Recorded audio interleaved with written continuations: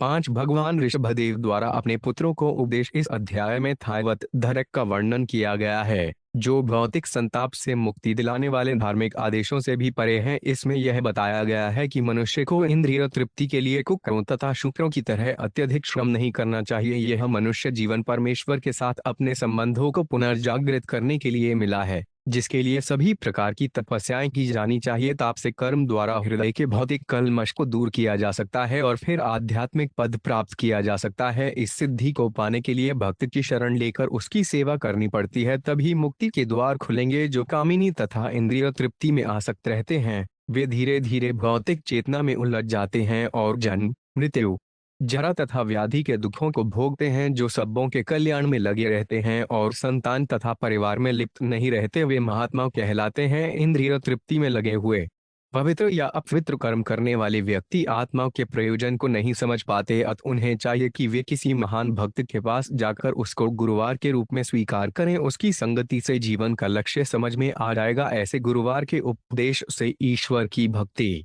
भौतिक वस्तुओं से विरक्ति तथा भौतिक दुख तथा शौक को सहने की क्षमता प्राप्त की जा सकती है। तब सभी जीवात्माएं समान दिखेंगी और दिव्य विषयों को जानने के लिए उत्सुकता बढ़ेगी। श्री कृष्ण को लगातार प्रसन्न करने का प्रयास करते रहने पर पत्नी, संतान तथा घर बार से वैराग उत्पन्न हो जाता है। तब मनुष्य समय गंवाना नहीं चाहता। इस प्रकार वे स्वरूप सिद्ध बन जाता है। आध्यात्मिक ज्ञान में उन्नत ऐसा व्यक्ति किसी दूसरे को भौतिक कार्यों में नहीं लगाता। जो व्यक्ति अपने भक्ति उपदेश के द्वारा दूसरे व्यक्ति का उद्धार नहीं कर सकता, वे गुरुवार, पिता, माता, देवता या पति होने का भागी नहीं है। ऋषभदेव ने अपने 100 पुत्रों को उपदेश देते हुए उन्हें अपने ज्येष्ठ भ्राता भरत को अपना पथ प्रदर्शक तथा स्वामी स्वीकार करने की सलाह दी। समस्त जीवात्माओं में ब्राह्मण श्रेष्ठ हैं और ब्राह्मणों से वैष्णव श्रेष्ठतर हैं। वैष्णव की सेवा का अर्थ है श्री भगवान की सेवा। इस प्रकार सुखदेव गोस्वामी भरत महाराज के चरित्र तथा भगवान ऋषभदेव द्वारा किए गए याज्ञिक अनुष्ठानों का सामान्य जनता के हित के लिए वर्णन करते हैं। ऋषभुलाचनाय देहोदय भाजानुलोके कष्टान कामानैते विघ्न भुजा ये तपो दिव्य पुत्र का यन सत्व शुद्ध ब्रेदस्मा सौख्यत्व अनंतम। और भगवान ऋषभदेव ने अपने पुत्रों से कहा है, पुत्रों, इस संसार के समस्त देहधारियों में जिसे मनुष्य देह प्राप्त हुई है, उसे इंद्रिय तृप्ति के लिए ही दिन रात कठिन श्रम नहीं करना चाहिए, क्योंकि ऐसा तो मल खाने वाले कुकर सूकर भी कर लेते हैं। मनुष्य को चाहिए कि भक्ति का दिव्य पद प्राप्त करने के लिए वह अपने को तपस्या में लगाए। ऐसा करने से उसका हृदय शुद्ध हो जाता है और जब वे इस पद को प्राप्त कर लेता है तो उसे शाश्वत जीवन का आनंद मिलता है, जो भौतिक आनंद से परे है और अनवरत चलने वाला है। तात्पर्य, इस श्लोक में भगवान ऋषभदेव अपने पुत्रों को मनुष्य जीवन की महत्ता बताते हैं। देह भाग शब्द से भौतिक देह धारण करने वाले का बोध होता है, किंतु जिस जीवात्मा को मनुष्य देह प्राप्त होती है उसे पशुओं से भिन्न आचरण करना चाहिए। कुकर तथा शव कर मल खाकर इंद्रिय तृप्ति कर लेते हैं। दिन भर अथक परिश्रम करने के बाद मनुष्य रात्रि के समय खा पी कर संभोग और शयन कोई द्वारा आनंद उठाना चाहते हैं, किंतु इसके साथ ही उन्हें अपनी रक्षा भी करनी होती है। किंतु यह कोई मानव सभ्यता नहीं। मनुष्य जीवन का अर्थ है आध्यात्मिक जीवन की उन्नति के लिए स्वेच्छा से कष्ट सहना निसंदेह। पशुओं तथा वृक्षों को भी अपने विगत दुष्कर्मों के कारण कष्ट भोगने पड़ते हैं, किंतु मनुष्य को दिव्य जीवन की प्राप्ति के लिए तपस्या के रूप में कष्टों को स्वेच्छा से अंगीकार करना चाहिए। दिव्य जीवन प्राप्त करने के अनंतर उसे शाश्वत आनंद प्राप्त हो सकता है। मुख्य बात तो यह है कि प्रत्येक जीवात्मा सुख भोग चाहता है, किंतु जब तक वे इस देह में बंदी है उसे विभिन्न प्रकार के कष्ट झेलने होते हैं। मनुष्य में उच्चतर बुद्धि पाई जाती है। हमें चाहिए कि हम गुरुजनों के उपदेश के अनुसार कार्य करें, जिसमें शाश्वत सुख प्राप्त हो और हम भगवान के धाम लौट सके। इस श्लोक में यह बात भी महत्वपूर्ण है कि सरकार तथा विधिक संरक्षक पिता को चाहिए कि अपने अधीनस्थों को शिक्षित करके कृष्ण भावनामृत तक पहुँचाएं। कृष्ण भावनामृत के बिना प्रत्येक जीव जन्म तथा मृत्यु के चक्कर में सदा के लिए फंसा रहता है। इस बंधन से छुड़ाने के लिए तथा उन्हें प्रसन्न तथा आनंदित बनाने के लिए भक्ति योग की शिक्षा दी जानी चाहिए। विमूढ़ सभ्यता ही अपने नागरिकों को भक्ति योग तक पहुंचाने वाली शिक्षा से वंचित रखती है। कृष्ण भक्ति के बिना मनुष्य कुकर सूकर तुल्य है। ऋषभदेव के उपदेश वर्तमान समय में अत्यंत अनिवार्य है। मनुष्यों को इंद्रिय तृप्ति के लिए घोर श्रम करने की शिक्षा दी जाती है और जीवन में उनका कोई महत्व उद्देश्य नहीं रहता। मनुष्य जीविकोपार्जन के लिए भोर होते ही अपने घर से निकलता है और ठसाठस भरी हुई लोकल रेलगाड़ी पकड़ता है। उसे अपने कार्यालय तक पहुंचने में 1 या 2 घंटे तक खड़े रहना पड़ता है। फिर वह बस पकड़ के अपने कार्यालय पहुंचता है। कार्यालय में 9 से 5 बजे तक मेहनत से काम करता है और घर लौटने में उसे फिर से 2-3 घंटे लग जाते हैं। भोजनोपरांत संभोग करके निद्रा में लीन हो जाता है। इन समस्त कष्टों का एकमात्र लाभ थोड़ा सा मैथुन सुख है। यन मधुनादियों में भी सुख है। बुद्धम ऋषभदेव स्पष्ट कहते हैं कि मनुष्य जीवन इस प्रकार जीने के लिए नहीं मिला, क्योंकि ऐसा भोग तो कुकर सूकर भी करते हैं। दरअसल कुकर सूकर को मैथुन के लिए इतना श्रम भी नहीं करना पड़ता। मनुष्य को चाहिए कि वह कुकर सूकर का अनुकरण न करके भिन्न प्रकार का जीवन जिए, अथवा इसके विकल्प का उल्लेख किया गया है। मनुष्य जीवन तपस्या के लिए है। तपस्या के द्वारा वह भव बंधन से छूट सकता है। कृष्ण भावनामृत में रहकर मनुष्य को शाश्वत सुख की गारंटी मिल जाती है। भक्ति योग के द्वारा यह जीवन निर्मल हो जाता है। जन्म जन्मांतर तक जीवात्मा सुख की खोज करता है, किंतु इस अकेले भक्ति योग से वह अपनी सभी समस्याओं का हल पा सकता है। फिर वह अविलंब भगवधाम जाने का भागी हो जाता है। इसकी पुष्टि भगवद गीता 4:9 में की गई है। जन्म कर्म च मे दिव्यम एवं यो वेति तत् त्यक्त्यादेह पुनर्जन्म नैति मामेति। 3 अर्जुन है अर्जुन, मेरे जन्म तथा कर्म दिव्य हैं। जो मनुष्य यह जान लेता है वह देह को त्याग कर संसार में फिर जन्म नहीं लेता, वरन मेरे सनातन धाम को प्राप्त होता है। महत सेवा द्वार माहुर्भि मुक्तिस्तम उद्वारन योषिता सड़सड़ महांतस्ते समतचिता प्रशांता विमयव सुहृदय साधवो। ये दो आध्यात्मिक दृष्टि से उन्नत महापुरुषों की सेवा करके ही मनुष्य भव बंधन से मुक्ति का मार्ग प्राप्त कर सकता है। ये महापुरुष निर्विशेषवादी तथा भक्त होते हैं। ईश्वर से तदाकार होने अथवा भगवान का संग प्राप्त करने के इच्छुक प्रत्येक मनुष्य को महात्माओं की सेवा करनी चाहिए। ऐसे कर्मों में रुचि न रखने वाले लोग जो स्त्री तथा मैथुन प्रेमी व्यक्तियों की संगति करते हैं उनके लिए नरक का द्वार खुला रहता है। महात्मा संभाव वाले होते हैं। वे एक जीवात्मा तथा दूसरे में कोई अंतर नहीं देखते। वे अत्यंत शांत होते हैं और भक्ति में पूर्ण लीन रहते हैं। वे क्रोध रहित होते हैं और सभी के कल्याण के लिए कार्य करते हैं। वे कोई निंद्य आचरण नहीं करते। ऐसे व्यक्ति महात्मा कहलाते हैं। तात्पर्य मानव शरीर चौराहे के समान है, चाहे तो कोई मुक्ति का मार्ग ग्रहण करे या नरक जाने वाले मार्ग का अनुसरण करे। यहाँ यह बताया गया है कि कोई किस प्रकार इस मार्गों को ग्रहण करे। मुक्ति मार्ग में महात्माओं की संगति मिलती है तथा बंधन मार्ग में इंद्रिय तृप्ति तथा कामासक्त व्यक्तियों का संग प्राप्त होता है। महात्मा दो प्रकार के होते हैं, निर्विशेषवादी तथा भक्ति। यद्यपि उनका परम लक्ष्य भिन्न भिन्न रहता है, किंतु उद्धार की विधि एक सी है। दोनों ही शाश्वत सुख की कामना करते हैं। एक निराकार ब्रह्म में सुख खोजता है और दूसरा पूर्ण पुरुषोत्तम भगवान की संगति में रहकर। प्रथम श्लोक में ब्रह्म सौख्य शब्द आया है। ब्रह्म का अर्थ शाश्वत है। निर्विशेष जाति तथा भक्त दोनों ही जीवन के शाश्वत आनंद की खोज करते हैं। प्रत्येक दशा में पूर्ण बनने का उपदेश है। चैतन्य चरितामृत मध्य 22:87 के शब्दों में असव संग त्याग, एड़ वैष्णवाचार, खरीसंगी एक अज्ञाधु कृष्णा भक्त और प्रकृति के गुणों से विरक्त रहने के लिए असत अर्थात भौतिकतावादी लोगों की संगति से बचना चाहिए। दो प्रकार के भौतिकतावादी असत हैं, एक तो स्त्री तथा इंद्रिय तृप्ति में आसक्त हैं, दूसरे मात्र अभक्त हैं। सही दिशा है महात्माओं की संगति और उल्टी दिशा है अभक्तों तथा कामियों जली संगियों से दूर रहना। ये वामयीशे कृत सौहदार्था जनेषु देहम भरवार्तिकेषु गृहेषु जायात्मज्राति मत सुन प्रीतियुक्ताय अवदर्थाश्न लोके 3। ये वामयीशे कृत सौहदार्था जनेषु देहम भरवार्तिकेषु गृहेषु जायात्मज्राति मत सुन प्रीतियुक्ताय अवदर्थाश्न लोके 3। जो लोग कृष्ण चेतना को पुनरुज्जीवित करने तथा अपना ईश्वर प्रेम बढ़ाने के इच्छुक हैं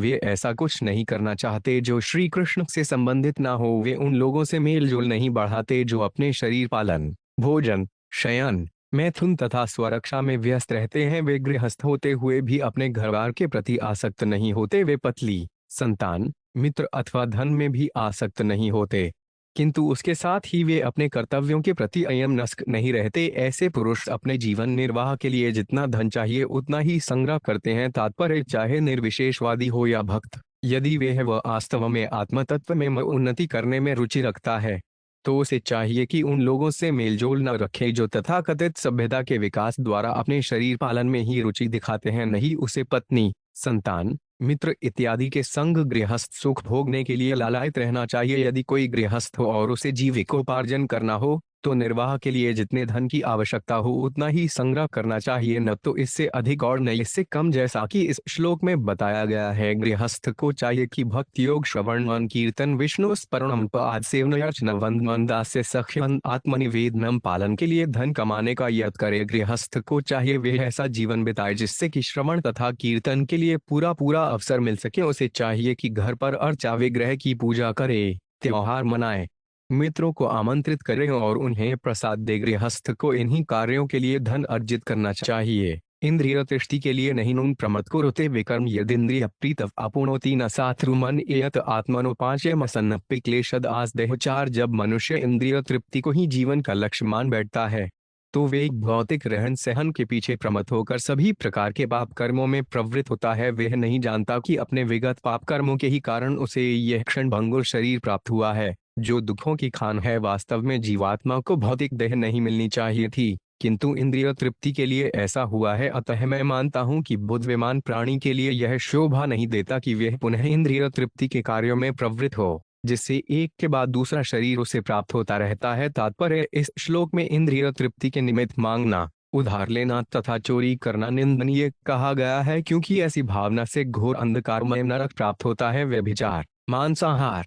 मद्यपान तथा झूठ क्रीड़ा ये चार प्रकार के पाप कर्म हैं। ये ऐसे साधन हैं जिनसे दूसरी भौतिक देह धारण करके घोर कष्ट उठाने पड़ते हैं। वेदों का कथन है असंगोहमय पुरुष है। जीवात्मा वास्तव में इस भौतिक संसार से किसी प्रकार जुड़ा हुआ नहीं है, किंतु इंद्रिय सुख उठाने की प्रवृत्ति रखने के कारण उसे ऐसी भौतिक अवस्था में पड़ना होता है। मनुष्य को चाहिए कि भक्तों की संगति करके अपने जीवन को पूर्ण बनाए उसे और आगे भौतिक देह के फेर में नहीं पड़ना चाहिए। परावस्तावद् जातो यावन जिज्ञासत आत्मतत्वम यावत क्रियास्तावदिघन मनो वह कर्मात्मक शरीर बंध है। 5 जब तक जीव को आत्म तत्व की जिज्ञासा नहीं होती तब तक उसे अज्ञानजन्य कष्ट भोगने पड़ते हैं और उसकी पराजय होती रहती है। कर्म का फल पाप अथवा पुण्य कुछ भी हो सकता है। यदि मनुष्य किसी कर्म में व्यस्त रहता है तो उसका मन सकाम कर्म में रंगा हुआ कहा जाता है। जब तक मन अशुद्ध रहता है, चेतना अस्पष्ट रहती है और जब तक मनुष्य सकाम कर्मों में लगा रहता है तब तक उसे देह धारण करनी पड़ती है। तात्पर्य सामान्य रूप से लोग सोचते हैं कि कष्ट से छुटकारा पाने के लिए पुण्य कार्य करना चाहिए,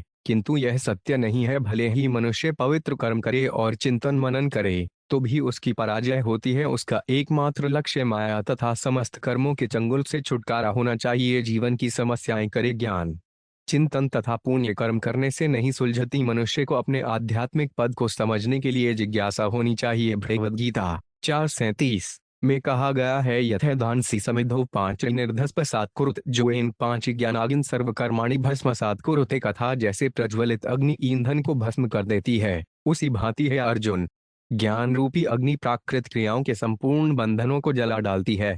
जब तक मनुष्य आत्मा को तथा इसके कार्यों को नहीं समझ लेता तब तक वह भौतिक बंधन में ही माना जाएगा। और भागवत 1:2-32 में भी कहा गया है वे निर्विंदाक्ष वही मुक्तमानिनस्त्वस्तभावाद विशुद्ध बुद्ध है। जिस मनुष्य को भक्ति का ज्ञान नहीं होता वह अपने को मुक्त हुआ मान लेता है, किंतु वास्तव में ऐसा नहीं है। आरोह्य कृच्छेन पर परतः पतंत यधो 5 नाहत युष्पदंद्र। ऐसे पुरुषों को भले ही निराकार ब्रह्म ज्योति प्राप्त हो जाए, किंतु भक्ति का ज्ञान न होने के कारण उन्हें पुनः भौतिक सुख भोगने के लिए नीचे आना पड़ता है। जब तक मनुष्य कर्म तथा ज्ञान में रुचि दिखाता है तब तक वह भौतिक जीवन के कष्टों, जन्म, मृत्यु, जरा, व्याधि को सहता रहता है। कर्मियों को निश्चय ही एक के बाद एक देह धारण करनी पड़ती है। जहाँ तक ज्ञानियों का प्रश्न है, जब तक वे ज्ञान की पराकाष्ठा तक नहीं पहुंच जाते उन्हें इस संसार में पुनः पुनः लौटना पड़ता है। जैसा कि भगवद गीता 7:19 में व्याख्या की गई है बहुना जन्म नामंते ज्ञानवान सा प्रशद्यते। मुख्य बात है श्री कृष्ण वासुदेव को ही सर्वस्व मानना और उन्हीं के प्रति समर्पित होना। कर्मी इसे नहीं जानता, किंतु ईश्वर को भक्ति में लगा हुआ भक्त सम्यक रीति से कर्म तथा ज्ञान को जानता है। अथ शुद्ध भक्ति कर्म या ज्ञान में तनिक भी रुचि नहीं रखता। अभिलाषिता शून्यान ज्ञान कर्माग चनावृत में वास्तविक भक्त को कर्म तथा ज्ञान रंच मात्र भी छू नहीं पाते। उसके जीवन का एकमात्र उद्देश्य ईश्वर की सेवा करना है। एवं मन है कर्म अवसान प्रयुडे अविद्यात्मयुक्त ध्येयमाने प्रीतिर्न यावन मयि वासुदेवे न मुच्यते देहयोगेन तावत्। जब जीवात्मा तमोगुण से आच्छादित रहता है तो वे न तो आत्मा को और न परम आत्मा को समझता है और उसका मन सकाम कर्म के वशीभूत रहता है। अतः जब तक उसकी मुझ वासुदेव में प्रीति नहीं होती तब तक उसे देह बंधन को स्वीकार करने से छुटकारा नहीं मिल पाता। तात्पर्य जब मन सकाम कर्म से दूषित हुआ रहता है तो जीवात्मा एक स्थिति से दूसरी में उन्नति चाहता है। सामान्य रूप से प्रत्येक व्यक्ति अपनी आर्थिक स्थिति सुधारने के लिए दिन रात कठोर कर्म में संलग्न रहता है। वैदिक अनुष्ठानों को जानते हुए भी मनुष्य स्वर्गलोक पहुंचने का इच्छुक रहता है। वह यह भूल जाता है कि उसका वास्तविक हित भगवद्धाम को लौटने में है। सकाम कर्म करता हुआ मनुष्य विभिन्न योनियों में ब्रह्मांड भर में घूमता रहता है, किंतु जब तक वह गुरुवार के संपर्क में नहीं आता वह भगवान वासुदेव की सेवा में प्रवृत्त नहीं होता। वासुदेव को समझने के लिए कई जन्म लेने पड़ते हैं, जैसा कि भगवद गीता 7:19 में पुष्टि हुई है। वासुदेव सर्वमिति स महात्मा सुदुर्लभ। अनेक जन्मों तक कष्ट भोग कर वासुदेव के चरण कमल में शरण मिलती है। जब ऐसा हो जाता है तो मनुष्य वास्तव में बुद्धिमान बनकर ईश्वर के प्रति समर्पित हो जाता है। जन्म मृत्यु की पुनरावृत्ति को रोकने का यही एकमात्र उपाय है। इसकी पुष्टि दशाश्वमेध घाट में श्री रूप गोस्वामी को श्री चैतन्य महाप्रभु द्वारा दिए गए उपदेश से होती है। चैतन्य चरितामृत मध्य 19:151। ब्रह्मांड भ्रमिते कौन भाग्यवान जीव गुरुवार कृष्ण प्रसादे पाय लता बीज। जीवात्मा विभिन्न रूपों तथा देहों में अनेक लोकों में भ्रमण करता रहता है, और यदि देवयोग से वे प्रामाणिक गुरुवार के संपर्क में आता है तो गुरुवार के अनुग्रह से उसे श्री कृष्ण की शरण प्राप्त होती है और उसका भक्तिपूर्ण जीवन प्रारंभ हो जाता है। यदा न पश्यत्यथा गुणेहा स्वार्थे प्रमत् सहसा विपश्चित गतस्पृतिर्विन्दति तत्र तपान आसाद्य मैथुन्यम गार्मज्ञ साथ। भले कोई कितना ही विद्वान तथा चतुर क्यों न हो, यदि वह यह नहीं समझ पाता कि इंद्रिय तृप्ति के लिए की जाने वाली चेष्टाएं व्यर्थ ही समय की बर्बादी है, तो वे पागल है। वे आत्महित को भूलकर इस संसार में विश्वासना प्रधान तथा समस्त भौतिक क्लेशों के आगार अपने घर में आसक्त रहकर प्रसन्न रहना चाहता है। इस प्रकार मनुष्य मूर्ख पशु के ही तुल्य होता है। तात्पर्य भक्ति की निम्नतम अधम अवस्था में मनुष्य शुद्ध भक्त नहीं होता।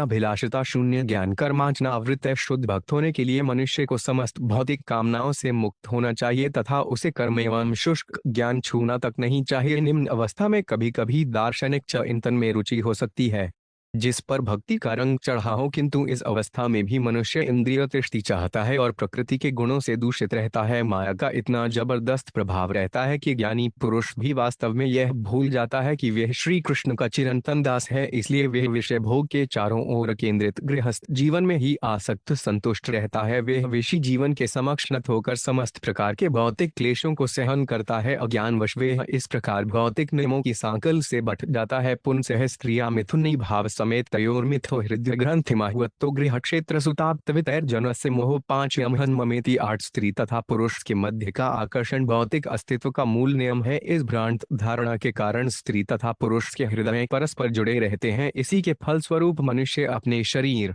घर, संतान, स्वजन तथा धन के प्रति आकृष्ट होता है। इस प्रकार वह जीवन के मोहों को बढ़ाता है और मैं तथा मेरा के रूप में सोचता है। तात्पर्य स्त्री तथा पुरुष के बीच सहज आकर्षण का प्रमुख कारण विषय भोग है और विवाहित होने पर यह आकर्षण और भी दृढ़ हो जाता है। स्त्री तथा पुरुष के इस ग्रंथिल संबंध के कारण मोह उत्पन्न होता है, जिससे यह सोचना पड़ता है कि अमुक पुरुष मेरा पति है या अमुक मेरी पत्नी है। यह हृदय ग्रंथि कहलाती है। इस ग्रंथि को खोल पाना कठिन है। भले ही स्त्री तथा पुरुष वर्णाश्रम के नियमों के अनुसार या तलाक देने के कारण विलग क्यों न हो लें, प्रत्येक दशा में स्त्री पुरुष के बारे में और पुरुष स्त्री के बारे में सोचता रहता है। इस प्रकार व्यक्ति परिवार, धन तथा संतान के प्रति भौतिक रूप से आसक्त हो जाता है।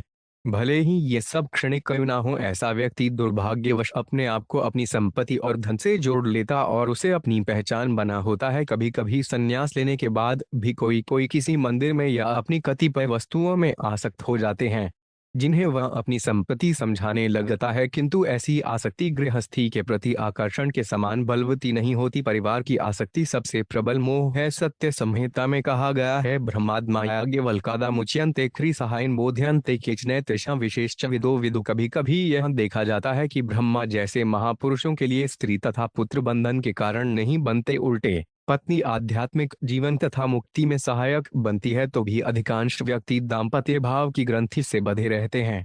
फलत वे कृष्ण के साथ अपने संबंध को भूल जाते हैं। यदा मनोदय ग्रंथिरस्य कर्मानुबद्धोदयलत्रेट तदा जनवरी संपरिवर्ततेन स्मादु मुक्त पर यात्यहाय हेतुम। और जब पूर्व कर्म फलों के कारण भौतिक जीवन में फंसे हुए व्यक्ति के हृदय की मजबूत गांठ ढीली पड़ जाती है तो वे घर, स्त्री तथा संतान के प्रति अपनी आसक्ति से विमुख होने लगता है। इस तरह उसका मोह में तथा मेरा टूट जाता है वे हम मुक्त हो जाता है और उसे दिव्य लोक की प्राप्ति होती है। तात्पर्य साधुओं की संगति तथा भक्ति से जब मनुष्य धीरे धीरे ज्ञान, अभ्यास तथा अनासक्ति के फलस्वरूप सांसारिक बुद्धि से मुक्त हो जाता है तो हृदय की आसक्ति ग्रंथ ढीली पड़ती है। इस प्रकार वह बंध जीवन से मुक्त होकर भगवान के धाम वापस जाने के लिए पात्र बन जाता है। हंसे गुरुमय भक्त्यानुवृत्त्या वितृष्णया द्वंद्वतितिक्षया सर्वत्र जंतव्या स्नावगत्या जिज्ञास्या तपस्या निवृत्त्या एकमत कर्म भिर्मत कथ्या चरणिते मदेव सड्राग गुण कीर्तनान में निर्वेर साम्योपश्मेन पुत्रा जेहास्या देह गेहात्म बुद्धि बचकर 11 अध्यात्म योगीन विविक्त सेव्या प्राणेन्द्रियात्माभिजेन सध्यक सचुधया ब्रह्मच्येन शश्नत असंप्रमादेन यमेन वाचाम 12 सर्वत्र मद्भावित शिक्षणेन ज्ञानेन विज्ञान विराजितेन योगेन धुत्युद्यम सत्वयुक्तो लिड व्यापोहित कुशलो 5 माख्यम 13 हे पुत्रो,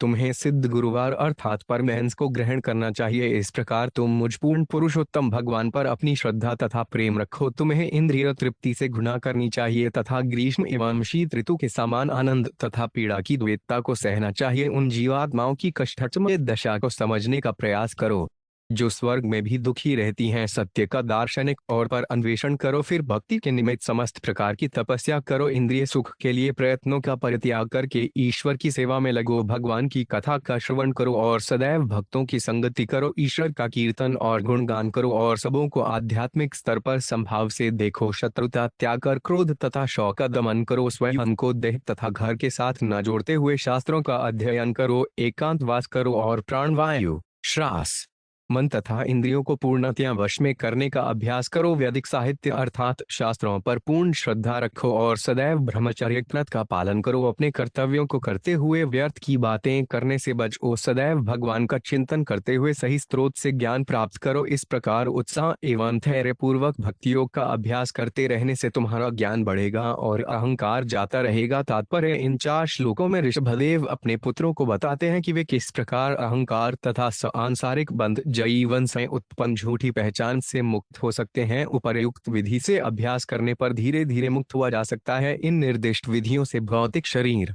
लिक्ल व्यापोहेट का परित्याग करके अपने मूल आत्मदेह में स्थित हुआ जा सकता है, किंतु सर्वप्रथम कोई प्रामाणिक गुरुवार बनाना पड़ता है। श्री रूप गोस्वामी ने अपनी कृति सामृत सिंधु में इसकी सम्मति दी है। श्री गुरुवार पादमक्षय भौतिक संसार के बंधनों से मुक्त होने के लिए गुरुवार के पास जाना होता है। तद विज्ञानार्थ स गुरु पर्ण्यवाभिगच्छेत, गुरुवार से प्रश्न करके तथा सेवा करके आध्यात्मिक जीवन में अग्रसर हुआ जा सकता है। जब कोई भक्ति में लग जाता है तो व्यक्तिगत सुविधा, खाने सोने तथा पहनने का आकर्षण सहज ही कम होता जाता है। भक्त की संगति करने से आध्यात्मिक स्तर बना रहता है। मद्देव सजनक शब्द अत्यंत महत्वपूर्ण है। ऐसे अनेक तथाकथित धर्म हैं जिनमें विभिन्न देवताओं की पूजा की जाती है, किंतु यहाँ सजनव का अर्थ ऐसी संगति है जो श्री कृष्ण को ही उपास्य अर्चा विग्रह रूप में स्वीकारती है। द्वंद्व तितिक्षा शब्द भी महत्वपूर्ण है। जब तक प्राणी इस संसार में रहता है तब तक इस देह से आनंद तथा कष्ट मिलता रहता है। जैसा कि भगवद गीता में श्री कृष्ण उपदेश देते हैं, तांस्तितिक्षस्व भारत, मनुष्य को इस संसार में सुख तथा दुख को सहना सीखना होता है। उसे चाहिए कि वह अपने परिवार से विरक्त होकर ब्रह्मचर्य पालन करे। शास्त्रों के अभिमत के अनुसार अपनी पत्नी के साथ संभोग करना भी ब्रह्मचर्य माना जाता है,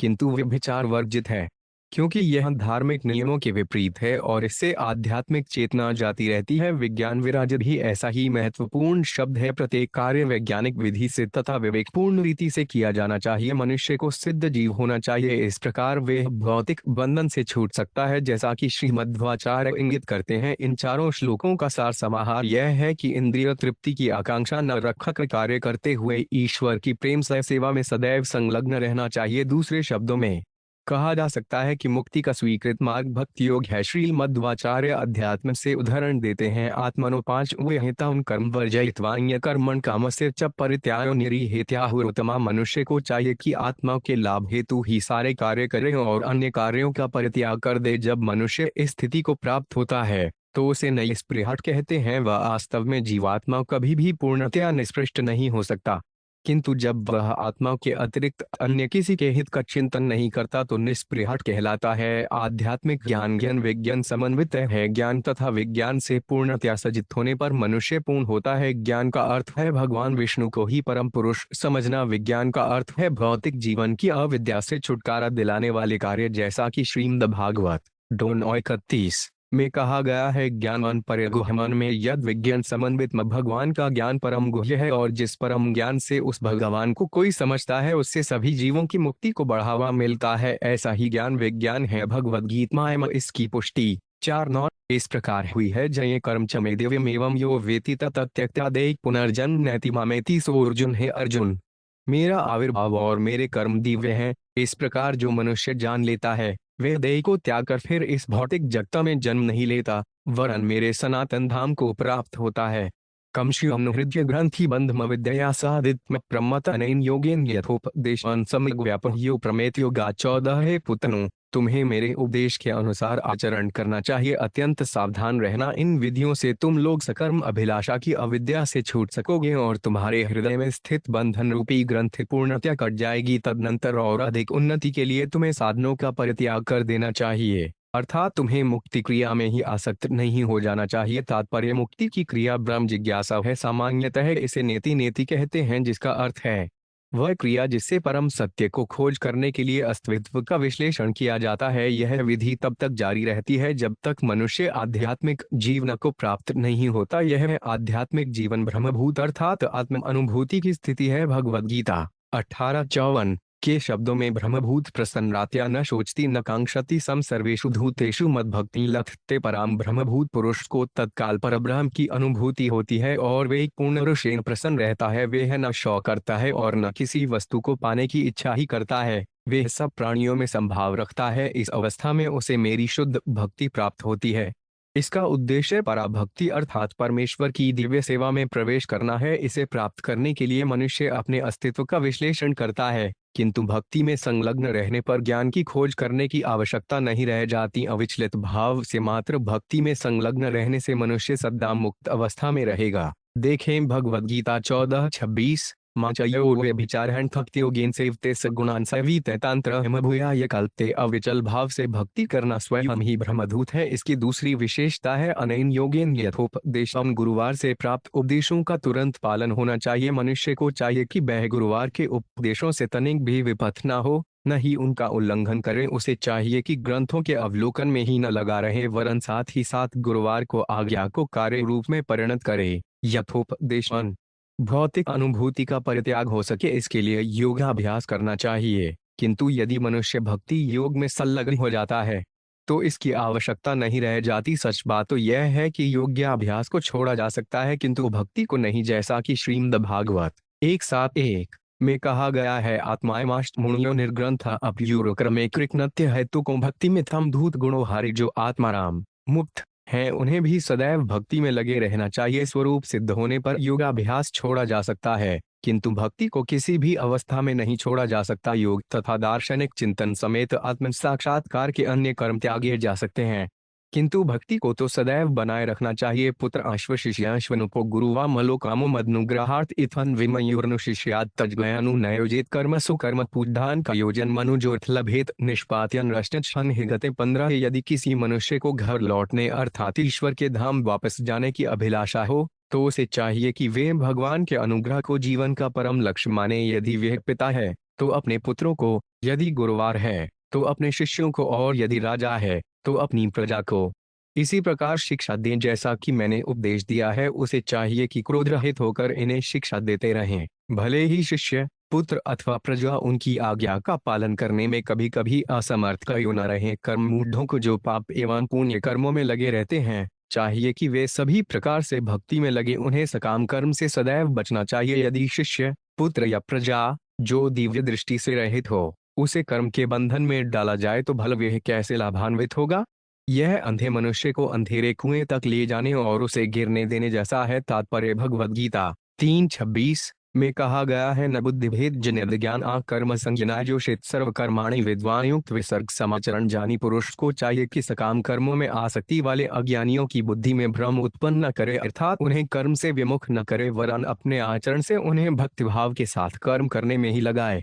लोकः स्वयं श्रेयसी नष्टष्टियोडर्थान समीहेत निकाम का मैं वैर सुखलेश हेतुरनंत दुखांचर वेद मूड 16 ज्ञानवश भौतिकतावादी व्यक्ति अपना सच्चा हित नहीं समझ पाता। जो जीवन का कल्याणकारी मार्ग है वह भौतिक सुख की काम इच्छाओं से बंधा रहता है और उसकी सारी योजनाएं इसी एक कार्य के लिए तैयार की जाती हैं। ऐसा व्यक्ति क्षणिक सुख के लिए वैरपूर्ण समाज की सृष्टि करता है और अपनी मानसिकता के कारण वह दुख के सागर में कूद पड़ता है। ऐसे मूर्ख व्यक्ति को इसका ज्ञान भी नहीं होता। तात्पर्य नष्ट दृष्टि शब्द का अर्थ है जो भविष्य को नहीं देख पाता, और यह शब्द इस श्लोक में अत्यंत सार्थक है। प्राण तो एक शरीर से दूसरे में चलते रहते हैं और इस जीवन में किए गए कर्मों का अच्छा या बुरा फल इसी जन्म में अन्यथा अगले जन्म में मिलता रहता है। जो अल्पज्ञ है और भविष्य को नहीं देख सकता वे इंद्रिय तृप्ति के लिए अन्यों से दुश्मनी मोड़ लेता है और लड़ता भिड़ता रहता है। इसके फलस्वरूप उसे अगले जीवन में कष्ट उठाना पड़ता है, किंतु वह अंधे व्यक्ति की भांति कार्य करता है जिससे उसे निरंतर कष्ट झेलने पड़ते हैं। ऐसा व्यक्ति मूढ़ है क्योंकि वह मात्र अपना समय गंवाता है और ईश्वर की भक्ति को नहीं समझ पाता। जैसा कि भगवद गीता 7:25 में कहा गया है, नाग प्रकाश स्वस्य योग मायास्मा वृत मूढ़ नाभिजानाति लोको मामज में व्ययम में मूढ़ तथा अल्पज्ञ मनुष्यों के समक्ष कभी प्रकट नहीं होता। उनके लिए मैं अपनी योग माया में छिपा रहता हूँ। इस प्रकार मोहित हुआ संसार मुझ जन्म में तथा अच्छी युद्ध को नहीं जान पाता। कठोपनिषद में भी कहा गया है, अविद्या मंत्रे वर्तपाना स्वयं अंधीर्या पंडिता उन्मनन्य माना। अब भी कुछ अज्ञानी लोग दूसरे अंधे लोगों के पास नेतृत्व प्राप्त करने के लिए जाते हैं। फलस्वरूप इन दोनों को कष्ट उठाना पड़ता है। एक अंधा दूसरे अंधे को खड्डे में ले जाने वाला होता है। कस्त स्वयं तद्भिज्ञो विपश्चिद अविद्याय मंत्रे वर्तमानम इरिष्ठा पुनस्ता उन सगरी उनको बुरधति प्रयोजेद उत्पत्त बन यथांधम सत्रह। यदि कोई अज्ञानी है और संसार पथ में लिप्त है तो भला उसे कोई विद्वान, दयालु तथा आत्मज्ञानी पुरुष सकाम कर्म करने तथा भौतिक संसार में और अधिक फंसने के लिए क्यों कर प्रवृत्त करेगा।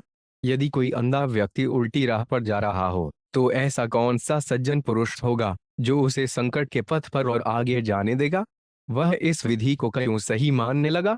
कोई भी बुद्धिमान अथवा दयालु व्यक्ति ऐसा नहीं होने देगा। गुरुन सस्थात स्वजनो न सस्थात पिता न सस्याजनी न सस्थात दैवन न तत्स्यान पत्तिश सस्यान मुरैद्य समुपित मृत्युम 18। जो अपने आश्रित को बारंबार के जन्म मृत्यु के पथ से न उबार सके उसे कभी भी गुरुवार, पिता, पति, माँ या आराध्य देव नहीं बनना चाहिए। तात्पर्य गुरुवार कई प्रकार के होते हैं, किंतु ऋषभदेव का उपदेश है कि जो गुरुवार अपने शिष्य को जन्म मरण के पथ से उबार सकने में असमर्थ हो उसे गुरुवार नहीं बनना चाहिए। श्री कृष्ण का शुद्ध भक्त हुए बिना कोई व्यक्ति बारंबार जन्म तथा मृत्यु के पथ से अपने को बचा नहीं पाता। त्यक्ता देह पुनर्जन्य नैतिमा में 305 अर्जुन, केवल भगवान के धाम वापस पहुंचकर ही मनुष्य जन्म मृत्यु के बंधन से छूट सकता है। लेकिन जब तक मनुष्य सचमुच ही परमेश्वर को नहीं समझता तब तक वे एक परम धाम वापस कैसे जा सकता है। जन्म कर्मचर में दिव्यम एवं योकेति तत्वत इतिहास में ऋषभदेव के उपदेशों का दृष्टांत प्रस्तुत करने वाली कई घटनाएं हैं। बलि महाराज ने शुक्राचार्य का इसलिए परित्याग किया क्योंकि वे उन्हें जन्म मरण के मार्ग से बचाने में असमर्थ रहे। शुक्राचार्य शुद्ध भक्त नहीं थे, वे नैयुंदिक सकाम कर्म में प्रवृत्त थे और जब बलि महाराज ने भगवान विष्णु को अपना सर्वस्व देना चाहा तो शुक्राचार्य ने उन्हें रोका। वास्तव में मनुष्य से आशा की जाती है कि वह अपना सर्वस्व ईश्वर को अर्पित कर दे क्योंकि सब कुछ उन्हीं का है। फलस्वरूप परमेश्वर ने भगवद्गीता 9:27 में उपदेश दिया है कि यत् करोषि दशनासी यज्वत् दोषी दब्दासी यत् यतपस्यसि कौन्तेय तत्कुरुष्व मर्दर्पणम। हे कुंती पुत्र, तू जो भी कर्म करता है, जो कुछ खाता है, जो कुछ यज्ञ करता है या जो भी दान देता है और तपस्या करता है वे सब मुझे अर्पित कर। यह भक्ति है। बिना भक्त बने कोई मनुष्य परमेश्वर को सर्वस्व अर्पित नहीं कर सकता और जब तक वे ऐसा नहीं करता तब तक वे गुरुवार, पति, पिता या माता नहीं बन सकता। इसी प्रकार यज्ञ करने वाले ब्राह्मणों की पत्नियों ने अपने पतियों को त्याग दिया जिससे वे श्री कृष्ण को संतुष्ट कर सके। यह ऐसा उदाहरण है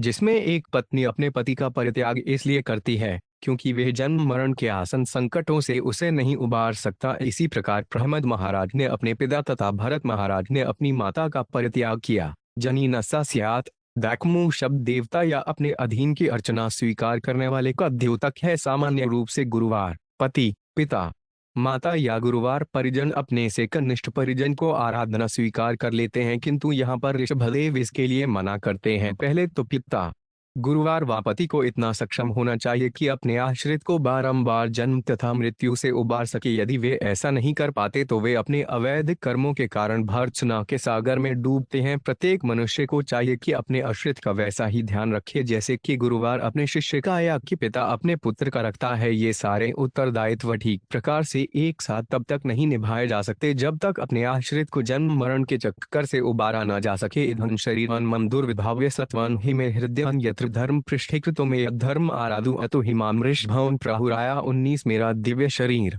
सच्चिदानंद विग्रह मानव सहित दिखता है, किंतु यह भौतिक मनुष्य शरीर नहीं है। यह अकल्पनीय है। मुझे प्रकृति द्वारा बाध्य होकर किसी विशेष प्रकार का शरीर नहीं धारण करना पड़ता। मैं अपनी इच्छानुकूल शरीर धारण करता हूँ। मेरा हृदय भी दिव्य है और मैं सदैव अपने भक्तों का कल्याण चाहता रहता हूँ, इसलिए मेरे हृदय में भक्ति पूरित है। जो भक्तों के लिए है, मैंने अधर्म को हृदय से बहुत दूर भगा दिया है। मुझे अभक्ति के कार्य बिल्कुल अच्छे नहीं लगते। इन दिव्य गुणों के कारण सामान्य रूप से लोग मेरी उपासना भगवान ऋषभदेव के रूप में करते हैं, जो भी जीवात्माओं में श्रेष्ठ है। तात्पर्य इस श्लोक में रद शरीर मम दुर्विधाव्यम शब्द उल्लेखनीय है। सामान्य रूप से हम दो प्रकार को शक्तियों का अनुभव करते हैं, भौतिक शक्ति माया तथा आध्यात्मिक शक्ति। हमें भौतिक शक्ति पृथ्वी, जल, वायु, अग्नि, आकाश, मन, बुद्धि, अहं का कुछ कुछ अनुभव है, क्योंकि भौतिक जगत में सबों का शरीर इन्हीं तत्वों से बना होता है। भौतिक शरीर के भीतर आत्मा होती है, किंतु उसे हम भौतिक आंखों से नहीं देख सकते। जब हम आध्यात्मिक शक्ति से पूर्ण शरीर देखते हैं तो हमारे लिए यह समझ पाना कठिन हो जाता है कि आध्यात्मिक शक्ति को शरीर कैसे प्राप्त हो सकता है। कहा जाता है कि ऋषभदेव का शरीर पूर्णतया दिव्य है। संसारी पुरुष के लिए उसको समझ पाना कठिन है। उसके लिए पूर्णतया आध्यात्मिक शरीर अकल्पनीय है। जब हमें व्यावहारिक बुद्धि से कोई विषय समझ में नहीं आता तो हमें वेदों की दृष्टि ग्रहण करनी चाहिए। जैसा कि ब्रह्म संहिता में कहा गया है, ईश्वर परम कृष्ण सच्चिदानंद विग्रह है। परमेश्वर का शरीर स्वरूप युक्त होता है, किंतु यह भौतिक तत्वों का बना हुआ नहीं रहता। यह आध्यात्मिक आनंद, शाश्वतता तथा चेतना से बना होता है। भगवान की अकल्पनीय शक्ति से ईश्वर अपने आदि दिव्य शरीर में प्रकट हो सकता है, किंतु ऐसे शरीर का कोई अनुभव न होने से हम कभी कभी मोहग्रस्त हो जाते हैं और ईश्वर के रूप को भौतिक समझ बैठते हैं। मायावादी दार्शनिक ईश्वर की दिव्य देह की कल्पना करने में सर्वथा अक्षम है। उनका कथन है कि आत्मा सदैव निराकार है। जब भी वे किसी साकार वस्तु को देखते हैं तो उसे भौतिक मान बैठते हैं। भगवद गीता 9:11 में कहा गया है, अवजानंती या युड्यमानुर्षि तनुमाश्रितम पर भाव मजानंती ममधूत महेश्वरम। जब मैं मनुष्य रूप में अवतरित होता हूँ तो मूर्ख मेरा उपहास करते हैं। वे मुझ परमेश्वर के दिव्य स्वभाव तथा मेरे परम साम्राज्य को नहीं जानते। अज्ञानी लोग सोचते हैं कि परमेश्वर भौतिक शक्ति से बने शरीर को धारण करते हैं। भौतिक शरीर सरलता से हमारी समझ में आ जाता है, किंतु आध्यात्मिक शरीर नहीं। अतः ऋषभदेव कहते हैं, इदे शरीर मम दुर्विधाव्य। वैकुंठ जगत में प्रत्येक का शरीर आध्यात्मिक होता है। यहाँ भौतिक अस्तित्व की कोई संकल्पना नहीं है। वैकुंठ जगत में केवल सेवा है और सेवा की प्राप्ति यहाँ सेव्य, सेवा तथा सेवक ये तीन ही हैं। ये तीनों पूर्णतया आध्यात्मिक हैं। वैकुंठ जगत परम है, इसमें भौतिक कलुष छू तक नहीं गया। भौतिक संकल्पना से नितांत परे होने से भगवान ऋषभदेव कहते हैं कि उनका हृदय धर्म से बना है। भगवद गीता 18:66 में धर्म की व्याख्या इस प्रकार की गई है, सर्वधर्मान परित्यज्यामिक शरणं ब्रज। वैकुंठ जगत में प्रत्येक जीवात्मा परमेश्वर को समर्पित है और पूर्णतया आध्यात्मिक पद पर आसीन है। यद्यपि सेवक, सेव्य तथा सेवा सभी हैं, किंतु सभी आध्यात्मिक हैं और चित्र विचित्र इस समय हमारी भौतिक कल्पना के कारण प्रत्येक वस्तु अकल्पनीय दुर्विभाव्य है। सर्वश्रेष्ठ होने के कारण ईश्वर ऋषभदेव कहलाते हैं। वैदिक पदावली में कहना चाहें तो कहेंगे, नित्यो नित्यानाय। हम भी आध्यात्मिक हैं, किंतु आश्रित हैं श्री कृष्ण जो परमेश्वर हैं, आदि व्यक्ति हैं। ऋषभ शब्द का अर्थ है प्रमुख अथवा सर्वश्रेष्ठ, और यह परम पुरुष या साक्षात ईश्वर का सूचक है। तस्मादवंतो हृदयेन जाता सर्वे महियान समूह सनाभम अक्लिष्ट बुद्धाया भर्तान भजद्वान शुश्रूषवान तद्भद्रवान प्रजानाम। दो मेरे प्रिय पुत्रों, तुम सभी मेरे हृदय से उत्पन्न हो जो समस्त दिव्य गुणों का केंद्र है। अतः तुम्हें संसारी तथा ईर्ष्यालु मनुष्यों के समान नहीं होना है। तुम अपने सबसे बड़े भाई भरत को मानो, क्योंकि वे भक्ति में श्रेष्ठ है। यदि तुम लोग भरत की सेवा करोगे तो उसकी सेवा में मेरी सेवा सम्मिलित होगी और तुम स्वयं प्रजा पर शासन करोगे। अतिरिक्त तात्पर्य इस श्लोक में हृदय शब्द हृदय के अतिरिक्त तो रह अर्थात वक्ष स्थल का भी सूचक है। हृदय वक्ष स्थल में स्थित है। यद्यपि पुत्र तांत्रिक रूप से जनांग से उत्पन्न होता है, किंतु वास्तव में वह हृदय से ही उत्पन्न माना जाता है। हृदय की स्थिति के अनुसार ही वीर्य शरीर का रूप धारण करता है। अतः जब किसी के पुत्र उत्पन्न होता है तो वैदिक प्रथा के अनुसार उसके हृदय को गर्भाधान संस्कार द्वारा शुद्ध किया जाना चाहिए। ऋषभदेव का हृदय सदा निष्कलुष एवं आध्यात्मिक था। अतः उनके हृदय से उत्पन्न सभी पुत्र आध्यात्मिक प्रवृत्ति के थे। फिर भी ऋषभदेव ने सुझाया कि उनका सबसे ज्येष्ठ पुत्र प्रवर है, इसलिए अन्यों को उसकी सेवा करनी चाहिए। भरत महाराज के सभी भाइयों को ऋषभदेव द्वारा भरत की सेवा में संलग्न रहने की सलाह दी गई। यहाँ यह प्रश्न पूछा जा सकता है कि मनुष्य को परिवार के सदस्यों में क्यों आसक्त होना चाहिए, जबकि प्रारंभ में उपदेश दिया गया है कि मनुष्य को घर तथा परिवार में लिप्त नहीं होना चाहिए। किंतु साथ ही यह भी उपदेश है महीयसापाद्र जो 5 अभिषेक मनुष्य को महीयान अर्थात दिव्य दृष्टि से महान की सेवा करनी चाहिए। महत सेवा द्वारम आहुर्तियुक्ते, महत अर्थात महान भक्त की सेवा करने से मुक्ति का द्वार खुल जाता है। ऋषभदेव का परिवार कोई सामान्य परिवार न था। ऋषभदेव का ज्येष्ठ पुत्र भरत विशेष रूप से महान था, इसीलिए अन्य पुत्रों को उनकी सेवा करने का उपदेश दिया गया। यही उनका कर्तव्य था। परमेश्वर महाराज भरत को इस लोक का प्रमुख शासक बनाने का उपदेश दे रहे थे। यही परमेश्वर को असली योजना थी। कुरुक्षेत्र के युद्ध में श्री कृष्ण महाराज युधिष्ठिर को इस लोक का चक्रवर्ती राजा बनाना चाहते थे। ते कभी नहीं चाहते थे कि यह पद दुर्योधन को मिले, जैसा कि पिछले श्लोक में कहा जा चुका है कि भगवान ऋषभदेव का हृदयत्र धर्म था। भगवद गीता में धर्म का लक्षण बताया गया है, भगवान को समर्पण करो धर्म की रक्षा हेतु, परित्रणाय साधुनाय। ईश्वर सदा अपने भक्त को पृथ्वी का शासक बनाना चाहते हैं, तभी सबों का कल्याण संभव है। जो ही असुर पृथ्वी का शासन संभालता है, अव्यवस्था फैल जाती है। इस समय यह जगत प्रजातांत्रिक प्रणाली के प्रति उन्मुख है, किंतु सामान्य लोग रजो तथा तमोगुणों से कलुषित हैं। फलत वे शासन चलाने के लिए उचित व्यक्ति नहीं चुन सकते। राष्ट्रपति का चुनाव मूर्ख शूद्रों के मतदान से होता है, अतः एक और शूद्र चुन लिया जाता है और फिर सारी सरकार दूषित हो जाती है। यदि जनता भगवद गीता के नियमों का कठोरता से पालन करे तो सदैव ईश्वर का भक्त ही चुना जाएगा, फिर तो स्वतः उत्तम शासन होगा। इसलिए ऋषभदेव ने महाराज भरत को इस लोक का सम्राट बनाए जाने को कहा। भक्त की सेवा का अर्थ है परमेश्वर की सेवा, क्योंकि भक्त सदा ईश्वर का प्रतिनिधि होता है। जब भक्त यह भार लेता है तो सरकार सदैव मैत्रीपूर्ण तथा सर्व कल्याणमय होती है। भूतेषु विरुद्धभ्य उत्तमा ये सरिसु पास्तेषु सबोध निष्ठा ततो मनुष्य प्रमथास्तोटपी गंधर्व सिद्धा विबुद्धानुगा ये 21 देवासुरेभ्यो मगवत प्रधाना दक्षाद्यो ब्रह्मसुत्तास्तु तेषाम भव परसो 5 ठविज्ञ वीर्य समत्परो 5 हंद्वेज देव 22 दो प्रकार की प्रकट शक्तियों आत्मा तथा जड़ पदार्थ में से जीव शक्ति, वनस्पति,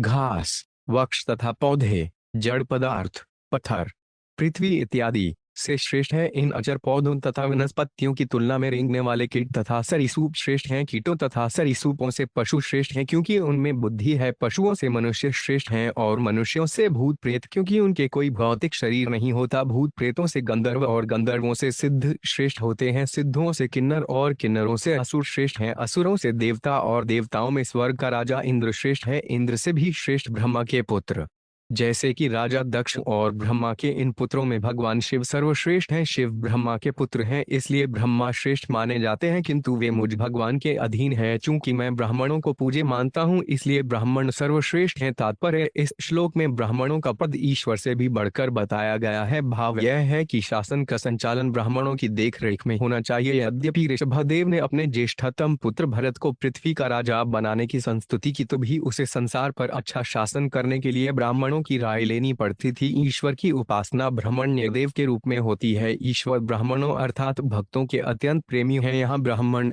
जाति का नहीं वर्ण या योग्य ब्राह्मण का सूचक है। ब्राह्मण में 8 गुण होने चाहिए, जिनका उल्लेख श्लोक 24 में हुआ है। ये हैं साम, दम, सत्य, तितिक्षा इत्यादि। ब्राह्मणों की सदैव पूजा की जानी चाहिए और उन्हीं के निर्देशन में राजा को शासन करना चाहिए। दुर्भाग्यवश इस कलियुग में प्रजातंत्र प्रणाली में न तो कार्यकारी अधिकारी का चुनाव बुद्धिमान लोगों के द्वारा होता है, न वह योग्य ब्राह्मणों द्वारा निर्देशित होता है। फलस्वरूप अव्यवस्था उत्पन्न होती है। जनवरी समूह को कृष्ण भावनामृत की शिक्षा दी जानी चाहिए, जिससे वे भरत महाराज जैसे सर्वोत्कृष्ट भक्त को राज्य का शासक चुन सकें। यदि राज्य का प्रमुख योग्य ब्राह्मण हो तो सब कुछ ठीक रहता है। इस श्लोक में विकासवाद का अप्रत्यक्ष रूप से उल्लेख है। पदार्थ से जीवन के विकास के आधुनिक सिद्धांत का इससे कुछ हद तक समर्थन होता है, क्योंकि इसमें श्रुतेषु विरुद्धभय का उल्लेख है, अर्थात जैवों का विकास वनस्पतियों, घास, पौधों तथा वृक्षों से हुआ, जो जड़ पदार्थों से श्रेष्ठ हैं। दूसरे शब्दों में पदार्थ में शक्ति होती है कि वे वनस्पतियों के जीव रूप में प्रकट हो, इस तरह जीवन पदार्थ से प्रकट होता है और पदार्थ जीवन से, जैसा कि श्री कृष्ण ने भगवद गीता